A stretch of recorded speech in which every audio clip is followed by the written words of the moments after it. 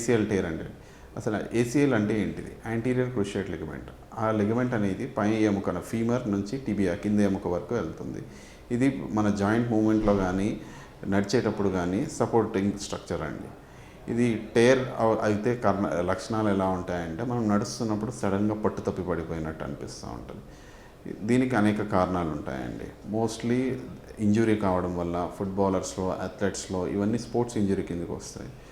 లేదు అంటే సడన్గా మెట్ల మీద నుంచి కింద పడడం కానీ ఏదైనా కొంచెం యంగ్స్టర్స్ అయితే లార్జ్ స్కేల్ ట్రామాలోనే అవుతుందండి.